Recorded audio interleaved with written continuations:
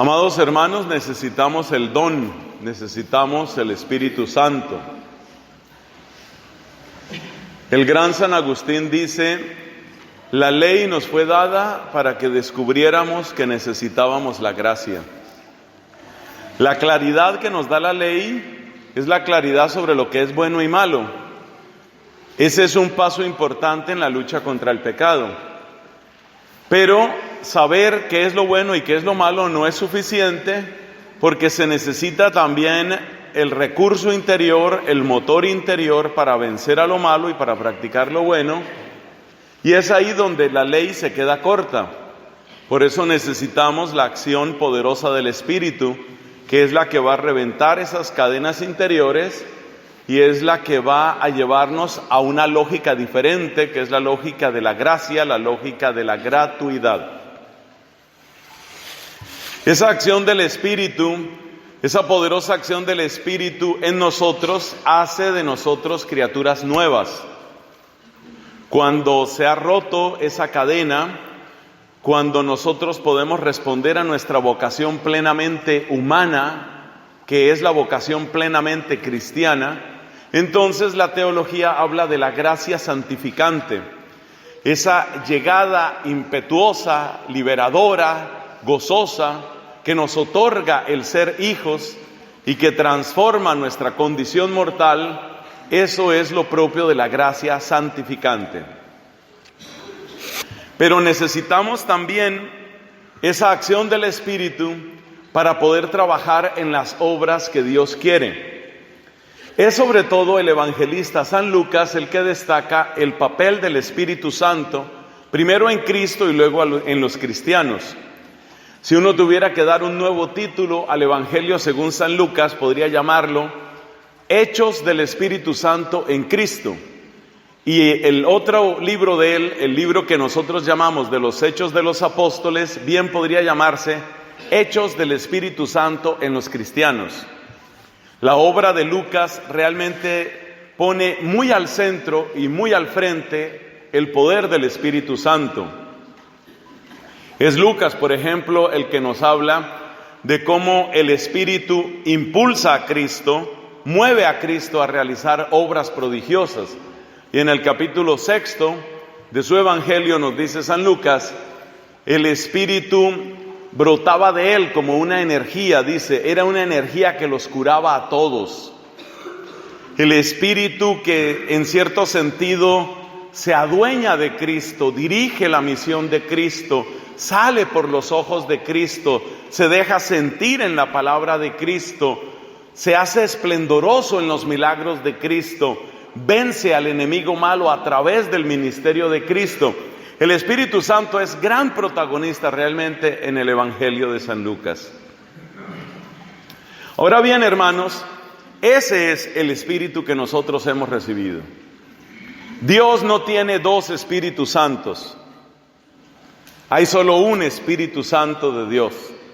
Y ese Espíritu Santo, el mismo que consagró las entrañas de la Virgen Santísima, el mismo Espíritu que a través de Cristo realizó obras portentosas, ese es el mismo Espíritu que tú y yo recibimos cuando lo llamamos.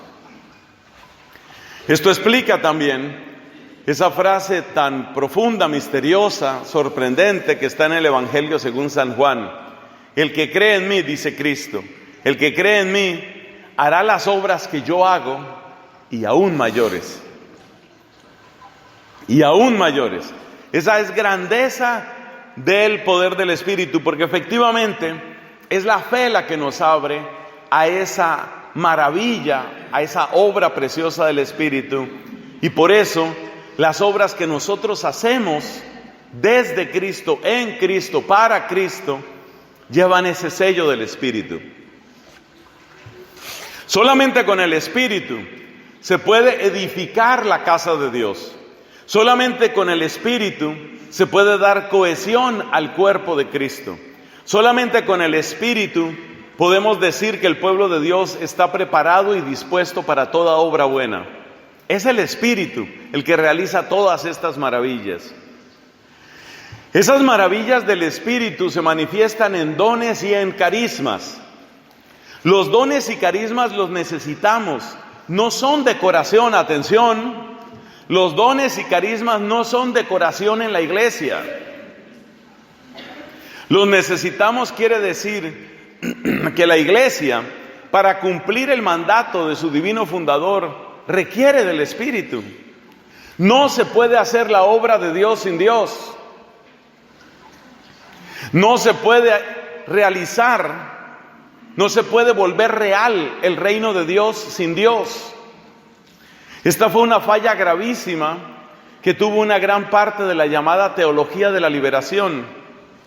La teología de la liberación convirtió el reino de Dios en un conjunto de valores, luego convirtió esos valores en metas, y luego convirtió esas metas en planes, y luego convirtió esos planes en proyectos que nosotros hacemos.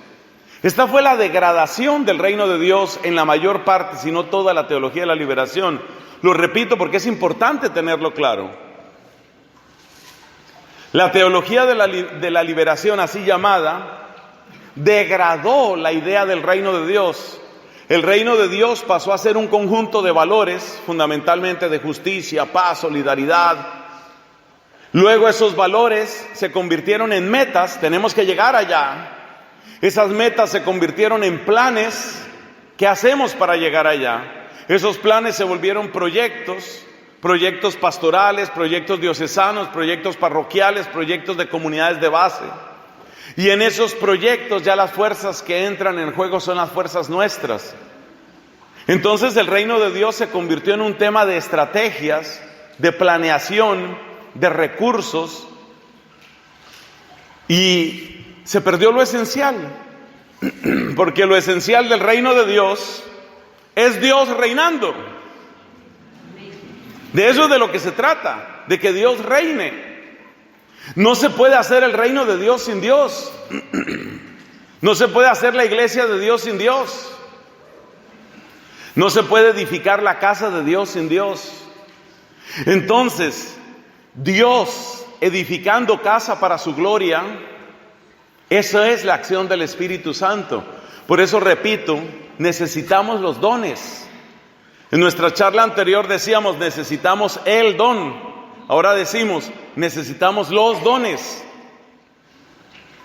Y no se pueden reemplazar los dones de Dios con ninguna otra cosa. No hay manera de reemplazarlo. Hay que recordar lo que es esencial de los dones de Dios, y hay que recordar por qué esos carismas son esenciales para nosotros. Es lo que vamos a intentar en los siguientes minutos. Vamos a basarnos en el esquema clásico de los carismas y en el esquema clásico de los dones, empezando por los dones. La teología, basándose en un texto de Isaías y en una profunda tradición que tiene la gran sistematización, sobre todo de Santo Tomás, nos presenta qué es lo propio de los dones. Y vamos a ver al examinar esos dones por qué no son decoración. ¿Por qué utilizo esta expresión? Porque queda la idea todavía en mucho católico que ser católico es portarse bien. Básicamente en eso consiste. Esta idea no es mía, es del Papa Benedicto. Que ser católico consiste en ser un bien portado. Este se porta bien. Eso es ser católico. Es decir, en el cumplimiento de una serie de deberes que finalmente tienen que ver con la comunidad humana. Y luego, que ya hay algunos que le agregan más fervor, y ya hay algunos que tienen cosas raras, visiones, revelaciones, milagros. Eso ya es otra cosa. Pero ser cristiano y ser católico es portarse bien. Esa es la idea que tiene mucha gente. Para ese modo de ver la Iglesia católica, la Iglesia sería simplemente una institución moralizante que garantiza una convivencia social. Entonces, ¿qué pasa? Que cuando cambia el panorama en la sociedad, cuando aparecen otro tipo de reflexiones éticas, humanistas, filosóficas, dicen, ¿sabes una cosa? Ya no necesitamos tu tal religión esa, ya nosotros tenemos una ética intramundana suficiente para los propósitos de convivencia. Así que tú, cura, religiosa, fraile, monja, vosotros, sacramentos, sobráis. Ese es el origen de la secularización y la laicización extremas que estamos viviendo. Es eso. Pero la culpa en buena parte es nuestra. Porque nosotros católicos hemos vendido la idea de que ser católico consiste en portarse bien. Y cuando tú identificas vida cristiana con portarse bien, entonces la vida cristiana se convierte en la expresión de una institución moralizante. Y si ese mismo fin lo puedo conseguir sin tanto rollo con el cuento del pecado y el demonio, los milagros, los sacramentos, pues entonces sobra la iglesia. Ese es el tiempo en el que estamos viviendo, sobra la iglesia. Ya hace 40 años o cosa parecida lo decía un famoso laicista francés: Dios no viene al caso.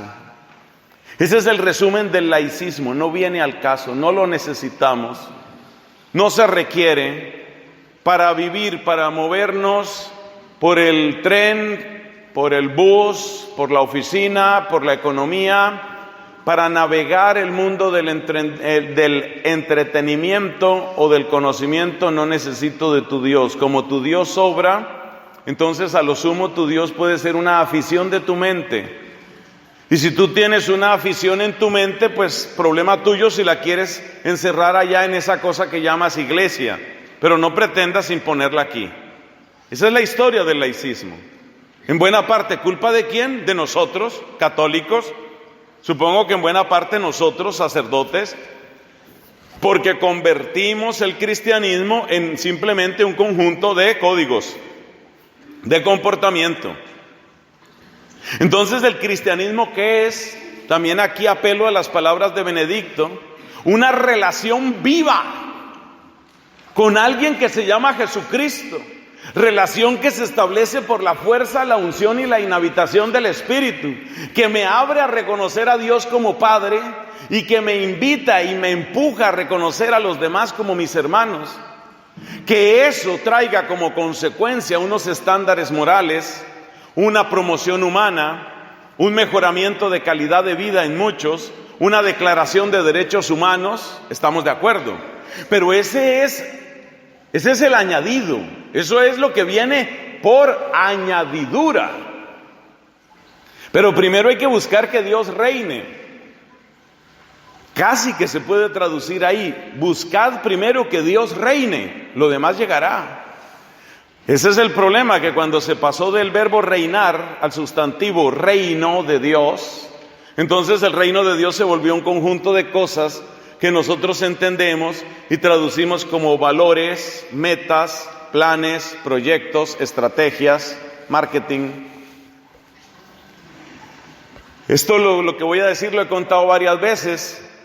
En los comienzos de mi vida religiosa me acuerdo que estábamos preparando una celebración de Semana Santa.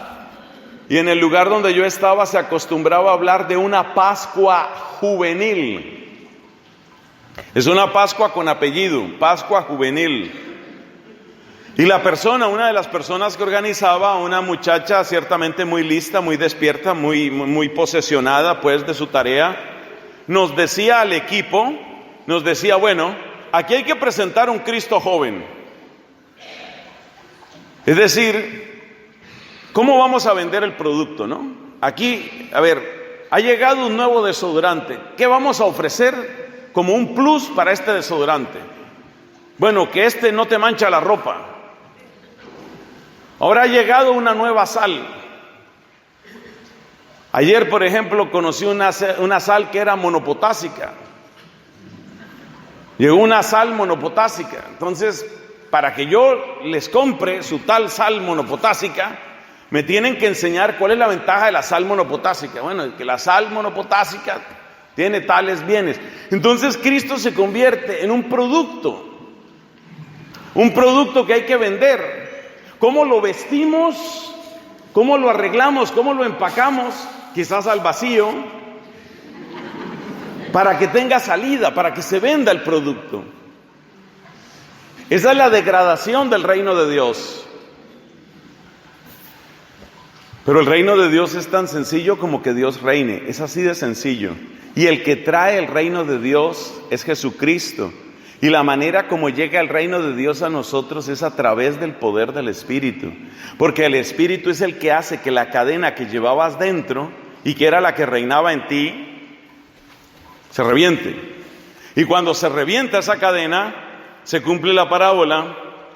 Cuando un hombre fuerte está en posesión de sus bienes, se cree seguro, pero llega otro más fuerte que ese primer fortachón. El primer fortachón es el pecado, el primer fortachón es el demonio, y llega otro más fuerte, y ese más fuerte es el Espíritu, y cuando llega el Espíritu, rompe la cadena, trae el reinado de Dios, y empieza Dios a reinar. De eso es de lo que se trata. Los carismas no son decoración. Los carismas son indispensables. Pero dijimos, vamos a empezar por los dones. Seguimos la distribución clásica, 7 dones. Hay un modo fácil de acordarse de los 7 dones. 3 de ellos tienen que ver particularmente con la unción y santificación del entendimiento, de nuestra inteligencia. Otros 3 tienen que ver con la santificación y transformación de nuestra voluntad. Y hay uno que de modo maravilloso unifica inteligencia y voluntad. Entonces recordemos en breve catequesis estas maravillas de los dones para que se vea por qué necesitamos los dones. El primero de los dones que hay que recordar aquí es el don de entendimiento. El don de entendimiento nos abre la inteligencia para comprender la palabra de Dios. Lo propio del don de entendimiento es descubrir el sentido de la Escritura. Esto es absolutamente vital, por supuesto, porque solo con este don se completa vitalmente el propósito por el que fue enviada la palabra. Isaías 55. La palabra no volverá a mí vacía.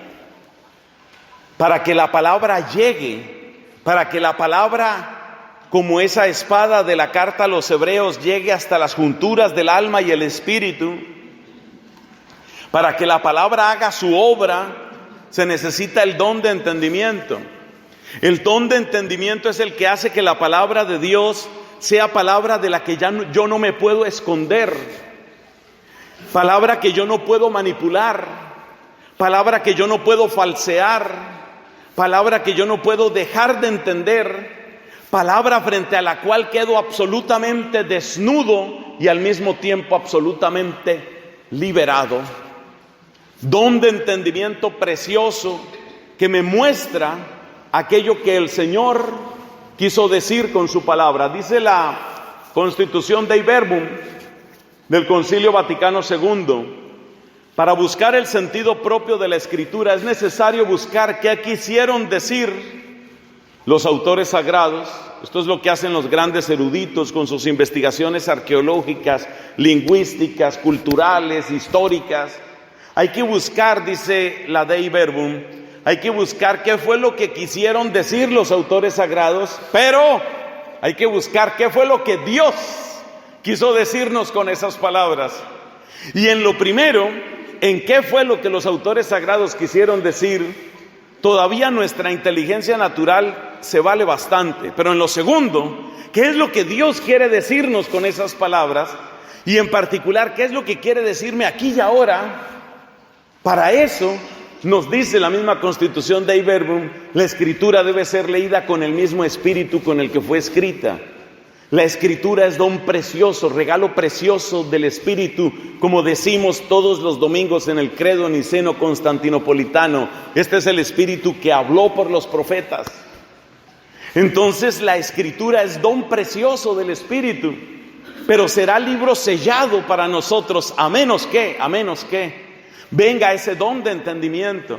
El don de entendimiento es el que hace que tú presientas la sonrisa de tu Padre Dios detrás de cada página de la Escritura.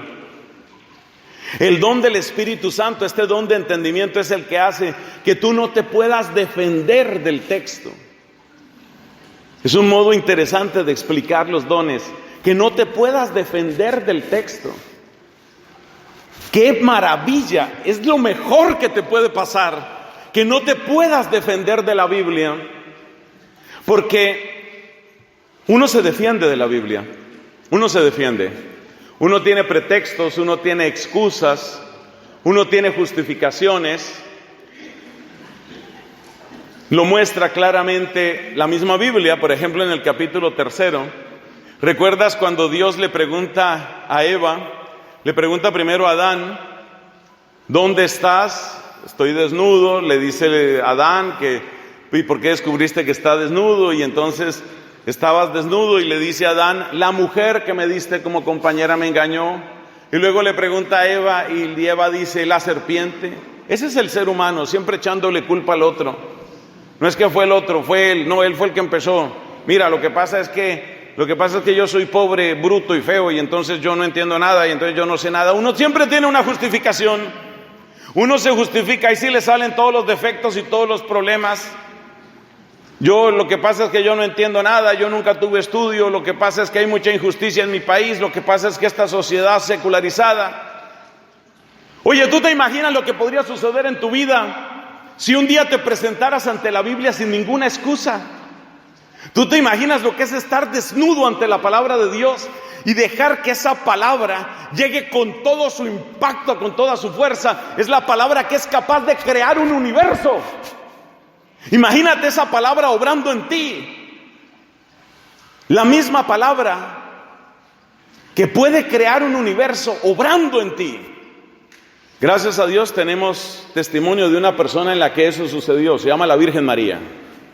Y ahí empezó el otro universo, el universo nuevo. Entonces el don de entendimiento te pone en condición de Virgen María.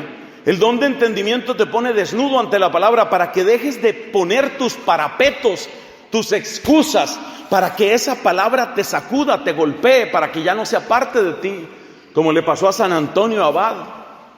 San Antonio Abad, ¿cuántas veces habría escuchado en su breve vida? Tenía unos 18, 19 años cuando sucedió aquello. Ya habría escuchado aquella frase de ve, vende todo lo que tienes, dalo a los pobres. Pero un día entró a la iglesia. Según nos cuenta San Atanasio, entra a la iglesia y escucha esa palabra, y esa palabra ya no se le salía de la cabeza, ya no se le salía. Es decir, ya la palabra tuvo poder. Ya no tenía defensa, Antonio. Esa es la maravilla del don de entendimiento, que estemos desnudos, desvalidos, sin defensa ante la palabra, y que esa palabra haga su obra en nosotros, y entonces revela su luz. Y esa palabra realmente nos sacude, nos hace temblar. La Biblia nos cuenta varios testimonios de personas que recibieron el impacto de la palabra y fue tan fuerte que los mató. Así, por ejemplo, en el profeta Jeremías se cuenta, en el profeta Ezequiel, se cuenta cómo Ezequiel empieza a profetizar y va subiendo el tono y va hablando de la gloria de Dios y va hablando del pecado del pueblo, y mientras está hablando el profeta, cae muerto uno que le estaba escuchando. Ese es el impacto. La palabra es un misil muy fuerte. Lo que pasa es que por eso uno vive escondiéndose entre los árboles del Edén. Uno vive escondiéndose y tiene siempre la disculpa. Lo que pasa es que yo con este reumatismo, lo que pasa es que yo no he estudiado, lo que pasa es que los ricos, los pobres, los comunistas, los socialistas. Bendito el día en que ya no tengas ni una sola excusa. Ese día experimentarás más cerca que nunca a la Virgen, porque ahí estará la obra que el Señor hizo en ella. Eso es propio del don de entendimiento. Siguiente don, el don de ciencia. ¿Qué es lo propio del don de ciencia? Lo propio del don de ciencia es poder ver las criaturas de este mundo y la historia misma, tanto del mundo como la tuya propia, como texto de Dios. Ese don sí que es necesario en nuestro tiempo. El don de ciencia te permite participar del conocimiento, la mirada y la luz de Dios sobre los acontecimientos. El don de ciencia te da una paz impresionante frente a la turbulencia, frente a la inseguridad, frente a los avances de la impiedad en nuestra época. El don de ciencia es refugio seguro. Hoy sí que se necesita ese don de ciencia, porque necesitamos ver en estas tormentas, en estos aludes, y sobre todo en esa boca que profiere insolencias. El profeta Daniel salió no hace mucho, al final del año litúrgico anterior. El profeta Daniel nos presentaba aquel texto, ¿no? El texto de los monstruos, donde sale primero un león que tiene alas de águila y cabeza humana, y después sale un leopardo, y después sale un oso, y después sale una cosa tan deforme, esto está en el profeta Daniel, una cosa tan deforme que ni siquiera intenta describirla el profeta, solo dice que tenía 10 cuernos, y que 3 de esos cuernos fueron arrancados y salió un cuerno pequeño, con unos ojos y una boca.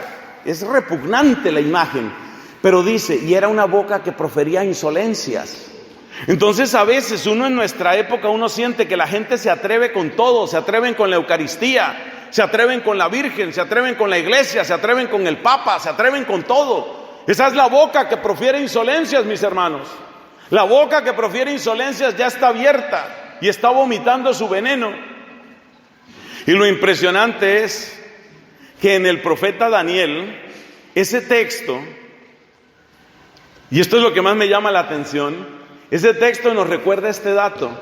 Era tan impresionante la arrogancia de esa boca que profería insolencias, que el mismo profeta dice, y yo me quedaba fascinado, él lo confiesa, me quedaba fascinado, oyendo las blasfemias, las insolencias. Eso está pasando en nuestra época, porque la gente se atreve con todo, se atreven con hostias consagradas, se atreven con la Virgen María, se atreven con el pesebre, se atreven con todo se meten.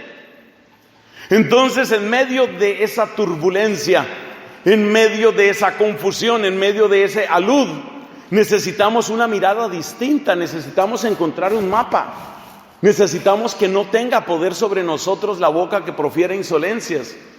Y lo único que nos rescata de la boca que profiere insolencias es la boca que pronuncia la sabiduría de Dios. Y eso es lo que en ese pasaje de Daniel termina rescatando al profeta, la fuerza de la palabra de Dios. O sea que eso tiene que suceder también en nosotros, eso es lo propio del don de ciencia. Si uno no está repleto del don de ciencia y uno es obispo, ¿qué le pasa? Se vuelve cobarde, uno se vuelve miedoso. Uno dice, no, espérate, no podemos meternos con ellos porque entonces nos atacan muy duro. No podemos meternos con los incrédulos, no podemos meternos con estos ni con estos otros. Y entonces, si uno es obispo y carece de una dosis doble, triple, cuádruple del don de ciencia, uno se va volviendo cobarde. Entonces no me meto con nadie y yo simplemente pues aquí hago mis pequeñas celebraciones y trato de quedar bien con todos. Y si uno es sacerdote y no tiene una dosis doble, triple del don de ciencia, entonces uno empieza a apagar la predicación y apagarla, y empieza a buscar una predicación que no moleste a nadie. En la antepenúltima misión que tuve en Estados Unidos, me decía con una decepción terrible, un hombre de allá, un norteamericano, me decía esto que realmente me asombró. Me decía él es de ese país, y me decía, gracias por venir de Colombia, me dice él, gracias por venir de Colombia acá. Porque los sacerdotes de aquí, él se refiere solo a los que él conocía, hace mucho tiempo no se atreven a predicar. Todo lo que sea complejo, todo lo que sea difícil, léase aborto, imperio LGBT, todo lo que sea difícil se omite de la predicación. Cuando falta el don de ciencia, nos sentimos aturdidos por la boca que profiere insolencias. Y entonces no queremos pelear con nadie. Y entonces somos simplemente sonrisas, apretones de mano, palmaditas en la espalda y fotos. Y nada más. Cuando hay el don de ciencia, entendemos que Dios está a cargo. Cuando hay el don de ciencia, entendemos que Dios es el Señor de los tiempos buenos y de los tiempos malos. Es el Señor cuando la gente sale en gigantescas procesiones por las calles y es el Señor cuando por las calles únicamente nos insultan y nos maldicen. Él sigue siendo el Señor. Eso es lo que trae el poder del don de ciencia, porque ese don de ciencia nos permite reconocer el trazo de Dios, la escritura de Dios en los días de nuestra vida. Esa es una manera muy bonita de describir el don de ciencia. El don de ciencia nos permite reconocer la escritura de Dios, los trazos de Dios en los días de nuestra vida, incluyendo los dramas personales, como las enfermedades terminales, incluyendo los dramas sociales, como los que hemos mencionado hoy. Bueno, y luego, ¿qué otro don tenemos? Pues tenemos el don de consejo. El don de consejo tiene que ver también con la obra del Señor, la obra de su gracia en nuestra inteligencia. El don de consejo es en primer lugar para volvernos capaces de captar lo que Dios quiere para mí en este momento. Es importante, creo, esta explicación. Lo primero del don de consejo no es para que yo aconseje a otros. Lo primero del don de consejo es para que yo me deje aconsejar por Dios. Es el don de consejo el que hace que yo vaya encontrando ese susurro fortísimo del Señor que me lleva a los lugares, a las comunidades, a las actividades que van a hacer mayor bien en mi vida. Es el don de consejo el que me ayuda a evitar con prudencia aquello donde la victoria divina está en peligro. Precisamente estaba leyendo hace poco del Tratado de la Fe en Santo Tomás de Aquino, y se hace una pregunta de esas que solo se hace este teólogo. Dice él, ¿cómo debe ser el trato entre fieles e infieles, entre creyentes y no creyentes? Y la respuesta de Santo Tomás es buenísima, porque él dice, si tú estás en una condición en la que ves en peligro tu fe, esa relación no te conviene. ¡Qué sabiduría! O sea, no todas las relaciones te convienen. Hay relaciones a las que hay que irle tomando distancia porque no está ganando Dios, porque no está ganando la gloria divina. Entonces necesitas el don de consejo para que el Señor te vaya mostrando, oye, no, pero es que yo estoy en esta relación porque es que yo lo voy a convertir a Él. Mira, por falta de don de consejo en la iglesia han sucedido unas tragedias. Hay una comunidad religiosa cuyo nombre no diré, porque tú sabes que esto se pasa por internet luego, y ya tengo suficientes enemigos. Hay una comunidad religiosa que se fue a evangelizar a la India. Labor noble si las hay, a evangelizar a la India, hermoso. ¿Y qué pasó con una gran parte de sus miembros? Que fueron evangelizados, pero al revés. Y entonces salieron de allá a difundir budismo y a difundir hinduismo y a difundir chakras y a difundir no sé cuántas cosas y las energías y los reservorios energéticos y sobre todo que todos llevemos la fiesta en paz. Entonces ahí es donde se necesita el don de consejo.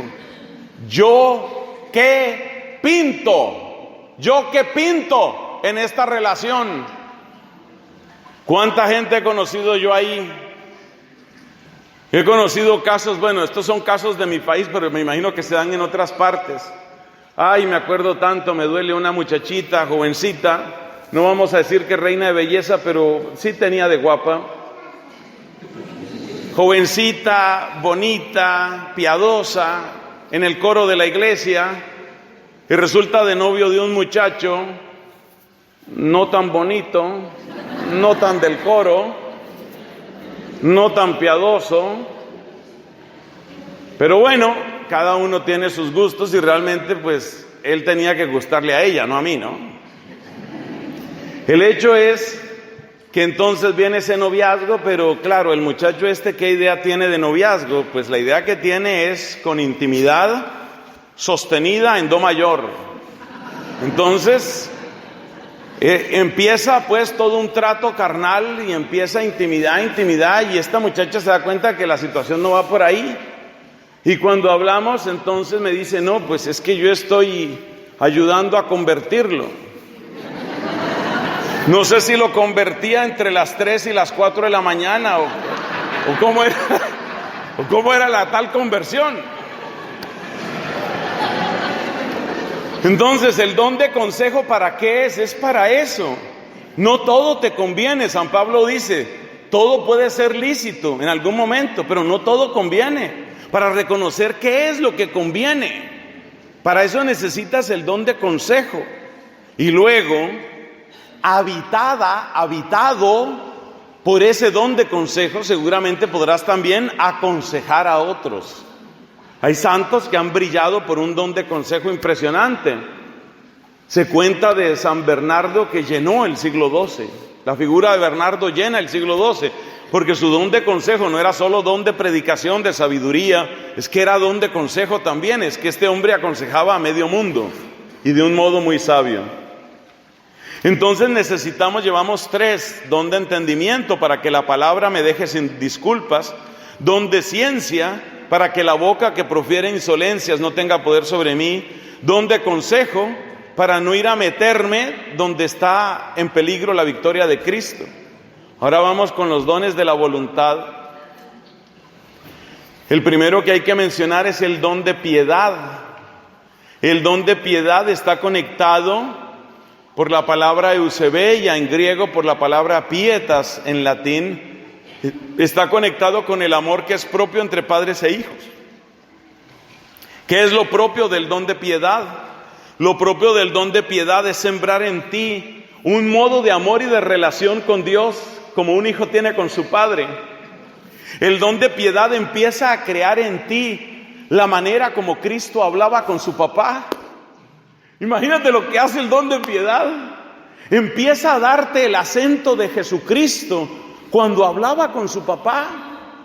Empieza a darte la confianza, la intimidad, la cercanía que Cristo tenía con su Abba. Eso es lo propio del don de piedad. Y con eso recupera y eleva toda tu dignidad como mujer, como hombre. Eleva tu dignidad. Y te da una capacidad de respuesta y te da una restauración emocional que haría casi inútil, no siempre va a ser inútil, haría casi inútil cualquier tratamiento de tipo psicológico. Es que es demasiado lo que Dios restaura, demasiado. En el momento en el que tú te sientes dramática, irreversible, fantásticamente amada, amado por ese Dios. Cuando ese Dios empieza a reproducir en ti esa certeza. Entre los santos que han brillado en el don de piedad, recordemos aquí a Teresa del Niño Jesús. Famosa es aquella historia de cómo su oración favorita, por supuesto, es el Padre Nuestro, era el Padre Nuestro. Y cómo muchas veces no podía pasar de la palabra Padre, porque llegaba a Padre y se anegaba en gozo, en llanto, en contemplación, porque mi papá, es que es mi papá, es mi papá, Dios es mi Padre. Y ahí se quedaba. Eso es propio del don de piedad. El don de piedad tiene una fuerza muy grande de restauración. En las oraciones que vamos a hacer hoy hay que clamar ese don de piedad, porque el don de piedad es el que va a rescatar a este mundo de la orfandad. ¿Qué es la orfandad? Pues eso, que la gente se siente huérfana, que la gente siente que no tiene papá. ¿Y quiénes son los que se sienten más huérfanos? Desde mi experiencia, los jóvenes. Hay demasiado egoísmo en muchísimos papás de la actual generación de jóvenes. Como decíamos en otra predicación, los papás están demasiado ocupados mejorando su currículum, haciendo la 5ª especialización, pasando al 2º máster después del 3er doctorado. Los papás están demasiado ocupados haciendo turismo del más alto nivel. Los papás están demasiado ocupados manteniendo vivas sus redes sociales. Los papás están demasiado ocupados, no tienen tiempo el uno para el otro, menos tienen tiempo para los hijos. Y entonces tenemos una cantidad de huérfanos con papás vivos. Huérfanos con papás vivos, eso tenemos en cantidades. Y luego nos quejamos que son rebeldes, que son vándalos, que son antisistema, que son anarquistas. Pero es que ellos no son antisistema. No son antisistema. Los volvimos antisistema en la medida en que fueron huérfanos con el papá y la mamá vivos. Pero claro, se necesita conversión de los papás, se necesita conversión de los hijos y se necesita lo que dice el profeta Malaquías de San Juan Bautista, volver el corazón de los padres hacia los hijos y de los hijos hacia los padres. Entonces, ¿qué se necesita ahí? Ración doble del don de piedad para todo el mundo. Necesitamos que Dios obre así con poder. Ya tengo algunos testimonios de cómo el Señor abunda en ese tipo de dones en algunos niños y jóvenes. Hay una comunidad de oración a la que acompaño siempre que puedo allá en mi ciudad, en Bogotá. Y la historia es muy bella porque pues Bogotá es una ciudad inmensa y en buena parte inhóspita para el transporte público. Bogotá está rondando los 8 millones de habitantes. Sugerencia para España: no permitáis que las ciudades lleguen a ser tan monstruosas. Bogotá es gigantesca y bueno, a ese grupo de oración nuestro, a esa comunidad asistía un papá, una mamá y el hijo. Pero claro, llegar era toda una odisea, era una excursión. Como sé que hay varios colombianos aquí, saben perfectamente de qué estoy hablando. Era un viaje, pues, toda una excursión para llegar al grupo de oración y luego salir por la noche y recorrer no sé cuánto. Resumiendo, los papás no querían volver al grupo. Papás que no estaban casados, papás que estaban conviviendo, no habían celebrado sacramento del matrimonio, iban con el hijo, les gustaba el grupo, pero les parecía demasiado esfuerzo.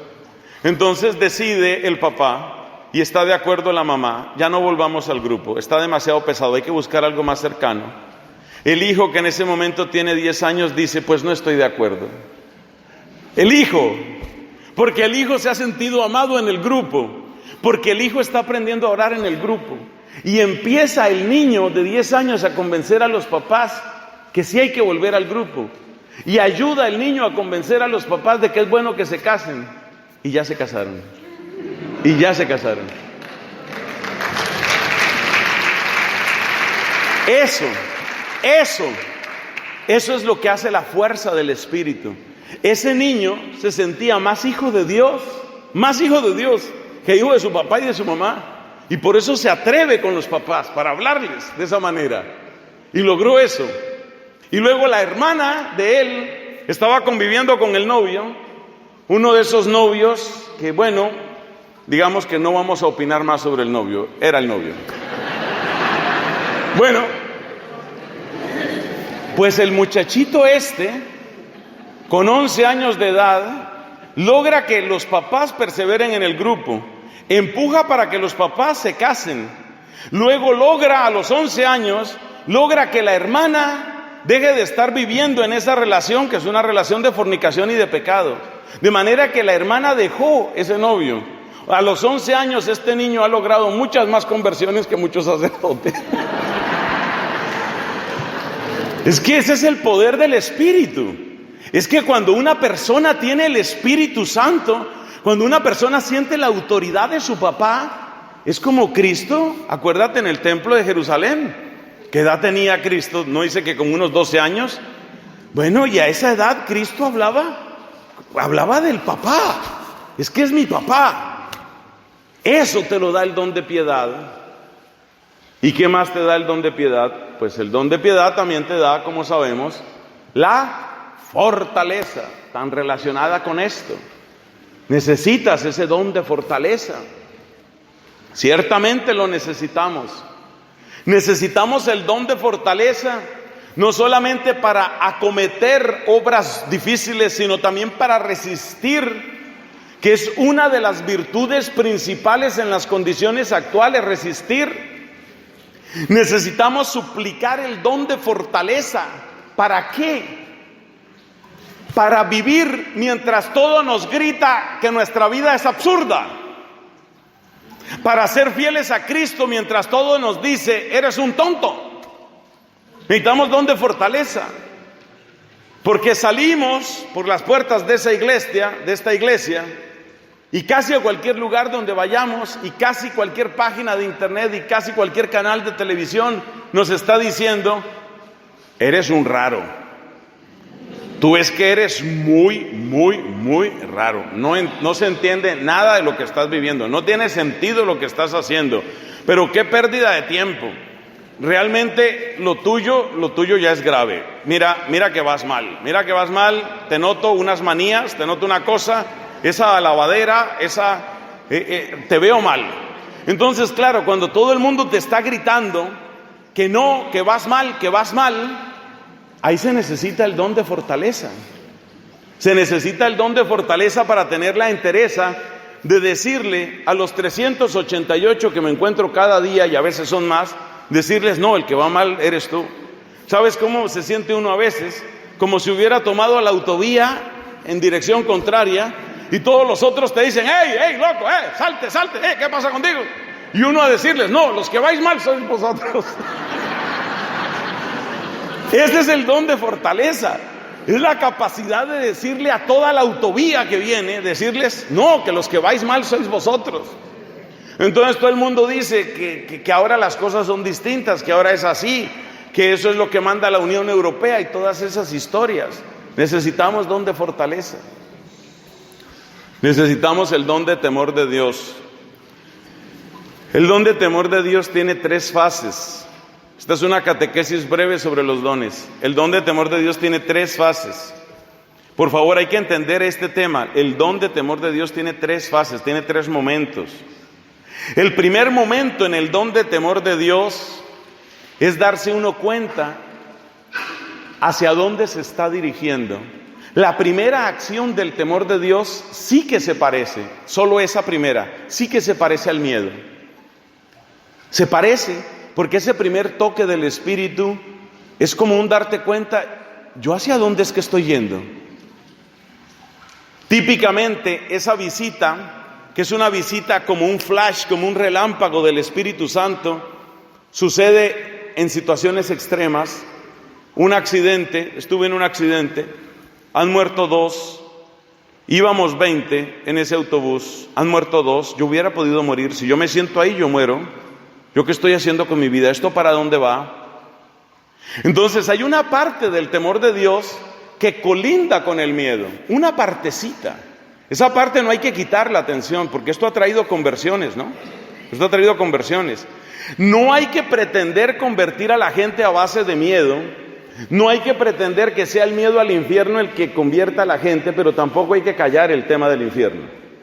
El tema del infierno tampoco hay que callarlo. Entonces, en su fase embrionaria, el don de temor de Dios colinda con el miedo, cuando la persona cae en cuenta hacia dónde estoy yendo, qué está pasando conmigo, qué es lo que estoy haciendo con mi vida. Esto es un desastre, ¿en dónde voy a acabar?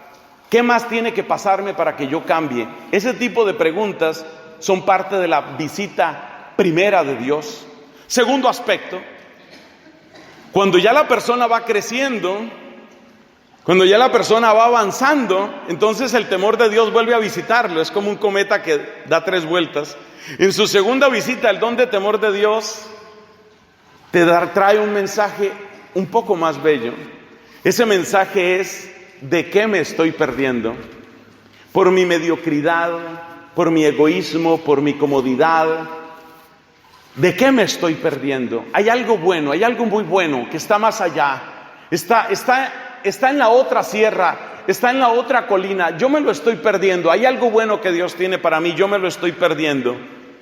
Ese llamado del amor de Dios, ese llamado es precioso porque es una invitación del Señor. Fíjate que todavía estas 2 primeras expresiones del temor tienen mucho de egoísmo, lo que colinda con el miedo y lo que tiene que ver con qué me estoy perdiendo. El verdadero y profundo temor de Dios, el verdadero don del temor de Dios, ya en plenitud, ya no tiene nada de miedo, es más bien: temo ofender al que tanto me ha amado. Es como cuando una persona, piensa tú, una mamá, una ama de casa, que está preparando un banquete delicioso y quiere que todo esté en su punto, que todo guste, que todo llegue, que todo esté en su momento, que nada falle. No es que ella tenga miedo, es que quiere agradar en todo. Así sucede cuando llega el don de temor de Dios a nosotros. Entonces el temor de Dios tiene como esos 3 momentos en la vida. Primero es: ¿a dónde estoy yendo? ¿Qué está pasando conmigo? Segundo es: ¿de qué me estoy perdiendo? La tercera fase, que es la más importante, la central, es: no quiero que nada de mí disguste al que tanto me ha amado. Ese es el don de temor de Dios. Y el don de temor de Dios entonces nos vuelve delicados en el trato con el Señor. Nos da ese tono exquisito, nos da ese tono que es el que brilla sobre todo en los místicos. Esa manera, podremos decir, ese modo tan profundamente detallista para cuidar la relación con Dios. No es solamente que voy a evitar los pecados gruesos, no es solamente que voy a evitar los pecados escandalosos, es que no quiero que un pensamiento mío, no quiero que una palabra soltada al azar, no quiero que un maltrato a un hermano vaya a ser ocasión de que se dañe o deteriore la relación con el Señor.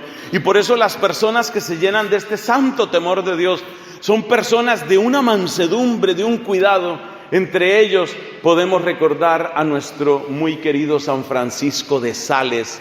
Esa dulzura de Francisco de Sales que empieza por ser dulzura en el trato con el Señor.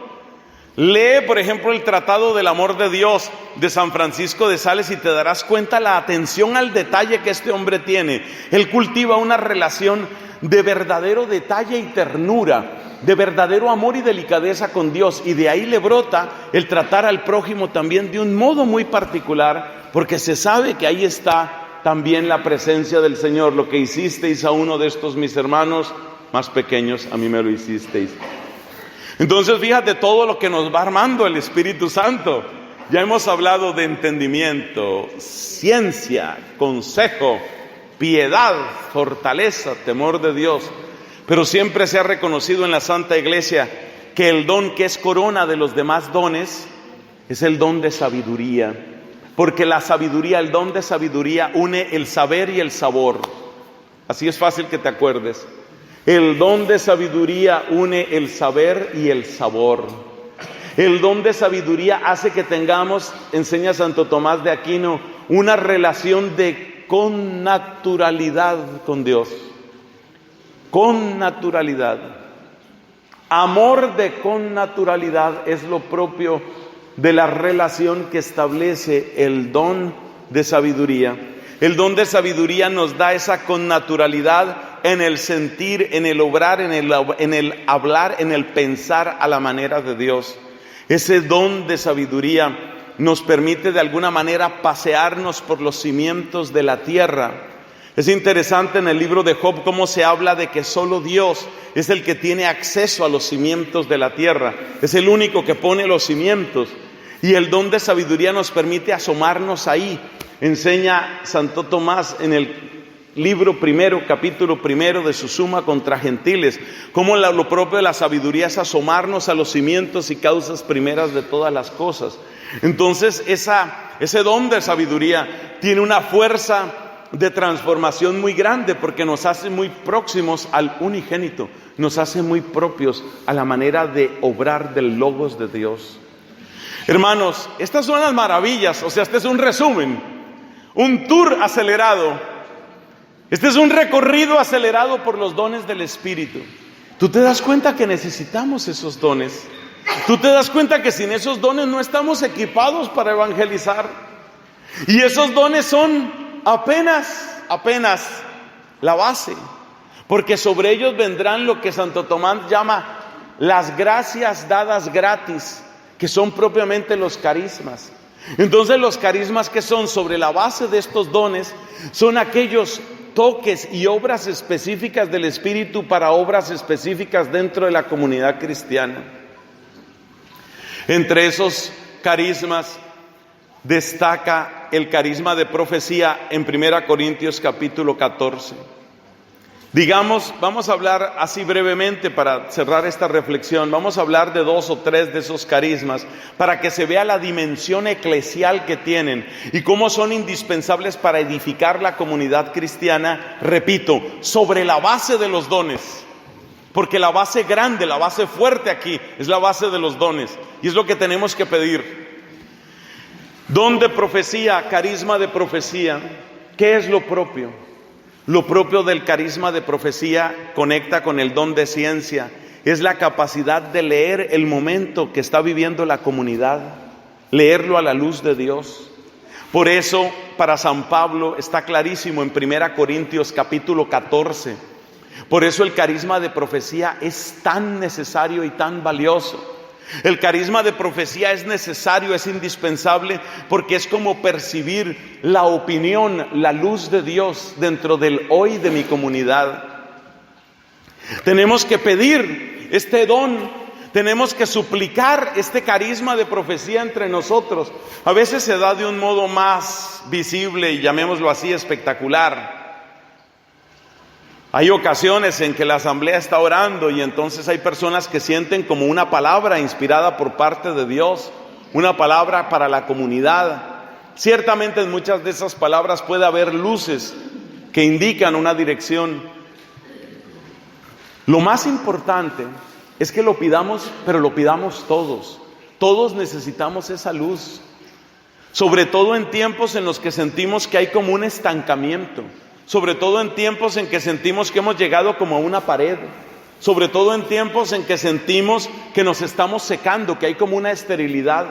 En esos momentos hay que reforzar la oración y pedir carisma de profecía para que el Señor muestre cuál es la ruta que quiere.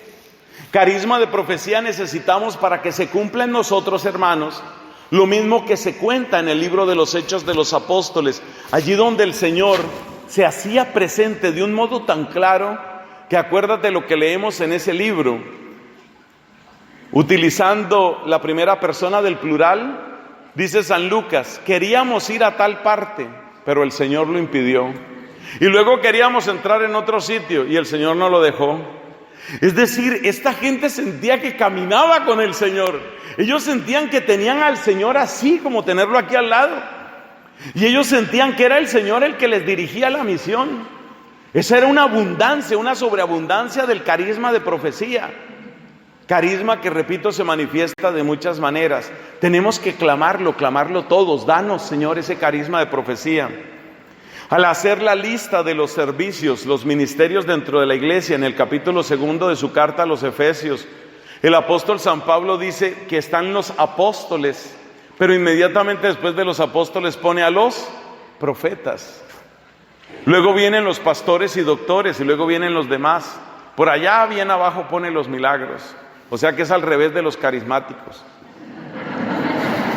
Porque mucho carismático pone arriba, bien arriba los milagros. Y resulta que no, para San Pablo primero están los apóstoles, luego vienen los profetas, luego vienen pastores y doctores, luego vienen... Eso tiene un orden, eso tiene una jerarquía, no es caprichosa. Tampoco es para que entremos en competencia, ni más faltaba. Pero sí tenemos que pedir ese don de profecía. Tenemos que pedir al Señor que nos dé su ruta, que nos dé su dirección. ¿Qué es lo que tú quieres de este grupo, Señor? Porque no es únicamente aquí nos sentimos bien. ¿Cómo estamos? Bien, estamos muy bien. ¿Cómo nos sentimos? De maravilla, todo en orden. Estamos los que somos los que estamos, todo funciona.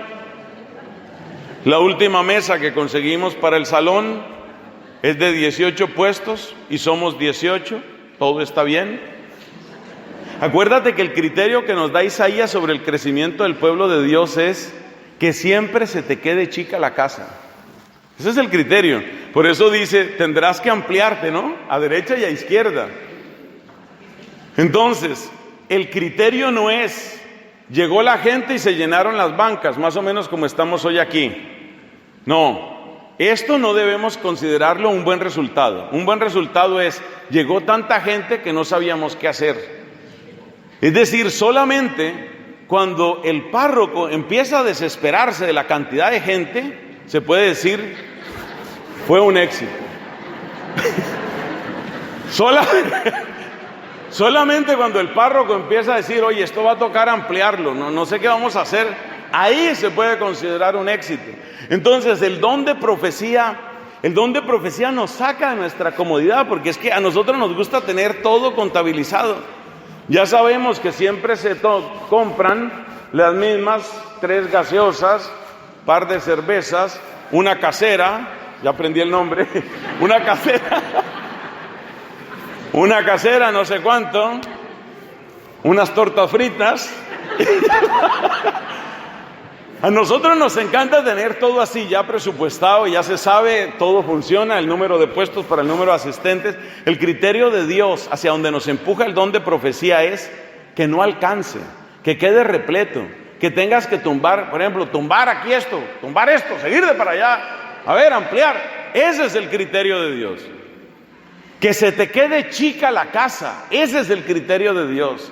Que haya sobreabundancia en el llamado, ese es el criterio de Dios. Entonces necesitamos abundante don de profecía.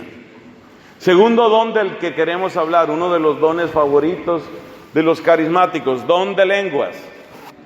Bueno, don de lenguas. Cuando uno quiere que la gente empiece a discutir, dice don de lenguas. Ya la gente empieza a discutir. Lo que parece más seguro es que con la expresión don de lengua se denotan varias cosas diferentes. Una realidad es la capacidad de hablar lenguas extranjeras. Eso es llamado don de lenguas en cierto sentido. Otro es el dar mensajes proféticos en un lenguaje arcano que por alguna razón Dios no revela directamente a la persona que lo está pronunciando. Profecía en lenguaje arcano, ese es otro don de lenguas. Y hay otro don de lenguas que es el hijito menor de los dones de lenguas. El hijito menor de los dones de lenguas simplemente es una expresión de desbordamiento que pone fuera de mi capacidad de palabra lo que estoy viviendo. De ese tipo de don nos habla San Agustín en el oficio de lecturas del 22 de noviembre, fiesta de Santa Cecilia. San Agustín habla en ese texto de lo que él llama la oración de júbilo. La oración de júbilo es lo que suele suceder en las asambleas carismáticas para que nadie se confunda, nadie se preocupe y tampoco nadie vaya a subir demasiado, digamos, la autoestima. Mira, oración de júbilo, ¿qué es? Oración de júbilo es que lo que estoy sintiendo, lo que estoy viviendo, lo que me está pasando, la maravilla esta, no cabe en palabras. Como no cabe en palabras, pero tengo que soltarlo, entonces sale un lenguaje inarticulado, muchas veces melodioso. Ese es el don de lenguas. Entonces hay por lo menos 3 versiones distintas del don de lenguas o del carisma de lenguas. Estamos utilizando aquí dones y carismas prácticamente como sinónimos en esta parte de la predicación. Entonces, hay como 3 versiones distintas. Uno es el hablar en lenguas extranjeras, desconocidas. Así se cuenta, por ejemplo, de Santo Domingo de Guzmán, que se encontró con unos peregrinos alemanes y ni ellos hablaban la lengua de Domingo, que sería algo así como un protocastellano, supongo yo, o un castellano. Y ni él tampoco hablaba esa lengua, pero les predicó y le pudieron entender. Otro don de lenguas es profecía en lenguaje arcano, que requiere el don de interpretación, y es de lo que habla San Pablo en 1 Corintios 12 y 14. Y otro es este don de desbordamiento. ¿Y cuáles de esos necesitamos? Pues en principio todos. Pero quiero deciros que a mí me parece importante ese desbordamiento. Hay que manejarlo con prudencia, no hay que idolatrarlo, no hay que darle demasiada importancia. Pero ese desbordamiento, esa oración melodiosa, esa especie de melopea que sale como en alabanza, no me parece que haya que frenarla. ¿Por qué? Porque esa experiencia de desbordamiento, esa experiencia de estar rebasados por el amor de Dios, esa experiencia de sentirnos y sabernos superados por su gloria, por su hermosura, por su poder, eso nos hace mucho bien, mucho, pero mucho bien. Eso es algo muy bueno para nosotros. Es muy bueno que tengamos esa experiencia. Entonces, ¿se puede pedir los dones y los carismas? Por supuesto que se pueden pedir. Nos dice San Pablo, aspirad a los carismas superiores. Luego pues nos habla de cómo la caridad está por encima de todo. Entonces sí se puede pedir, y conviene pedirlo, y conviene que donde haya efusión, haya oración con mucho poder también en esta dirección. ¿Por qué? Porque la persona que tiene esas experiencias de desbordamiento, esas experiencias de estar rebasado, superado, inundado del amor divino. Eso marca muchísimo. Y eso da una libertad muy grande en la expresión. Eso hace mucho bien. Bien entendido, bien vivido, eso hace mucho bien. Era lo que quería compartir sobre ese carisma. Y hay otro carisma del que también quisiera hablar en este momento. También apoyándome en algunos escritos del Papa Benedicto y las predicaciones que he oído de otros hermanos muy sellados por la renovación carismática. Mira, no tengamos desconfianza con respecto al tema de los milagros, no tengamos desconfianza. No hay que darle el protagonismo, no. Pero no le atemos las manos a Dios. No le atemos las manos a Dios. Los milagros siguen sucediendo. Os voy a contar cuáles son los milagros que a mí más me pasan. Milagros de que los médicos decían no podía pasar nada y sí pasan. Los que más me pasan a mí, los que más me suceden a mí, y además son los que más me gustan, no sé si haya una relación, es la esterilidad vencida. El mes pasado recibí el testimonio número 12. Otra pareja estéril, según los médicos. Aquí no hay nada que hacer, ir a la clínica de fecundidad, ir a la fecundación artificial. Ellos automáticamente te están mandando para todos los negocios de hoy, ¿no? Fecundación artificial, clínica de fecundidad, vientre de alquiler. Todo es negocio, negocio y negocio. Y yo te cuento que siendo como soy un pecador, ya cuento 12 bebés que no iban a existir, según los médicos, que no podían llegar, que se supone que no había nada que hacer, y están caminando sobre esta tierra porque el Señor lo hizo. Eso existe, eso sucede. No le ates las manos a Dios. Acuérdate que vivimos en una época que más que racional, porque tiende a ser es irracional, nuestra época más que racional es racionalista. Solo apela a la razón para exagerarla, deformarla e idolatrarla. Ese es el tiempo en el que vivimos. Solo busca la razón si le sirve de piedra, de arma arrojadiza contra la fe. Ese es el tiempo en el que vivimos. Entonces yo quiero decirte que en esta época racionalista, el racionalismo también se nos entra a los católicos. Mira, yo alcancé a leer un libro de religión con el que estudió su catequesis mi papá. O sea que calcula de qué época estamos hablando. Moviendo con cuidado esos pergaminos.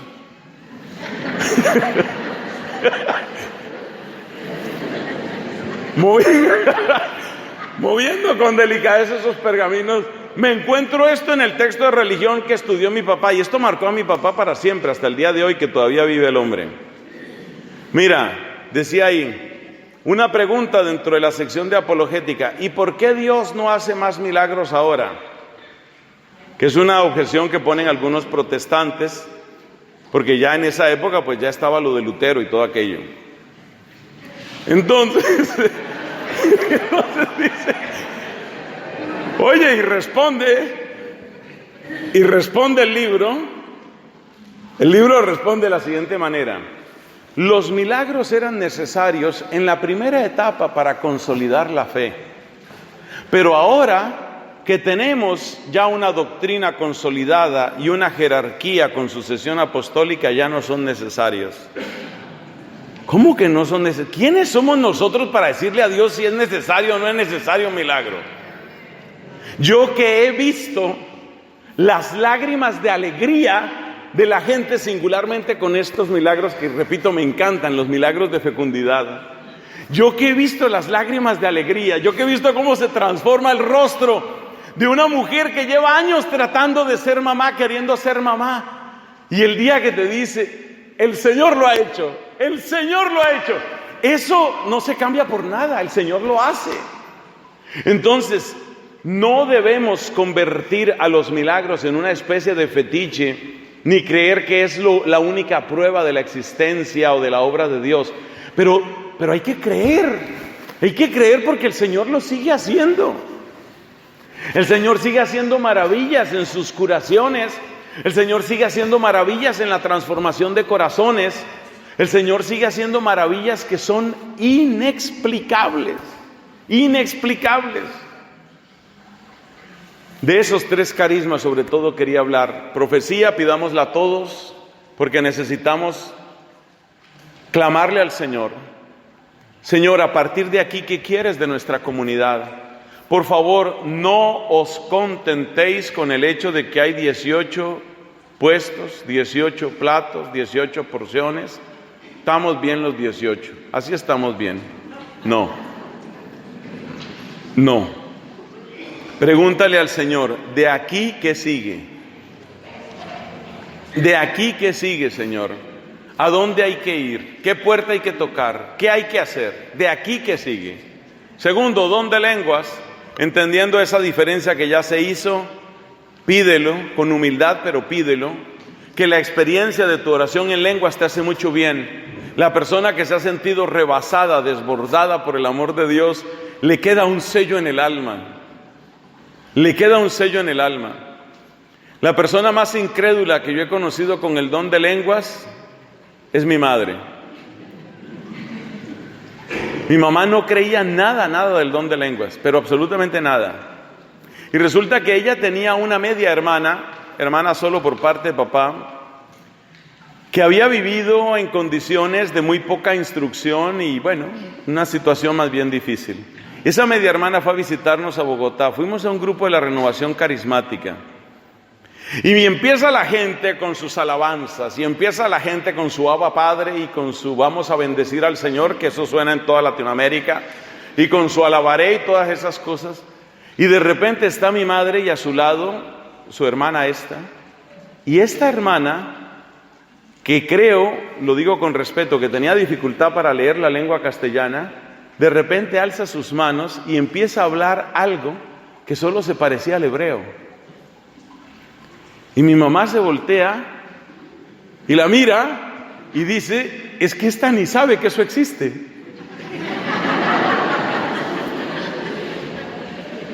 O sea, eso pasa, dejemos la incredulidad, eso pasa. No hay que idolatrarlo, pero eso pasa y nos hace bien. Nos hace bien porque son experiencias de amor divino que nos hacen mucho bien. Luego en otra ocasión me oye orar en lenguas a mí y me mira con esa mirada que yo solo la he visto en unos cuadros de Torquemada. Ay, esa mirada, la mirada de las mamás, ay. Eso ya te contaré. Oye, y me mira mi madre y me dice, Nelson, estabas orando en lenguas, pero era más o menos algo así como, hiciste quebrar el Banco Mundial. Así me mira mi madre, estabas orando en lenguas. Y yo dije, pues yo no puedo decir mentiras. Le dije, sí.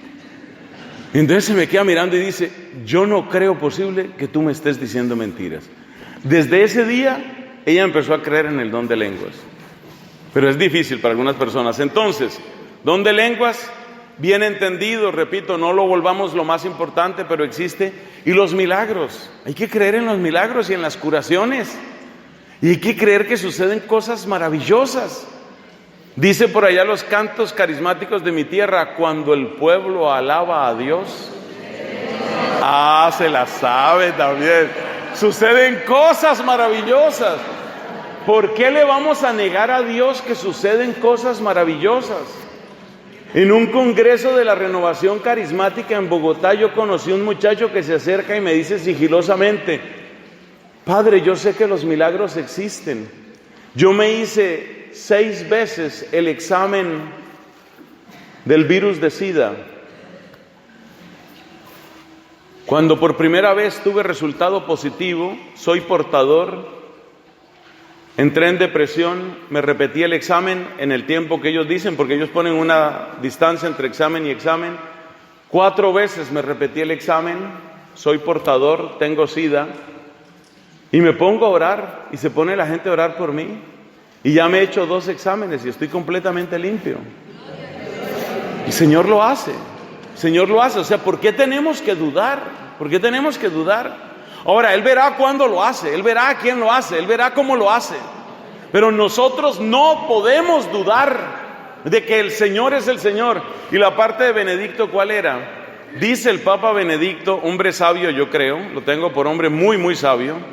Dice el Papa Benedicto, dice, negar la posibilidad de los milagros físicos es quitarle señorío a Dios sobre su creación. Eso es así. El Señor lo hace.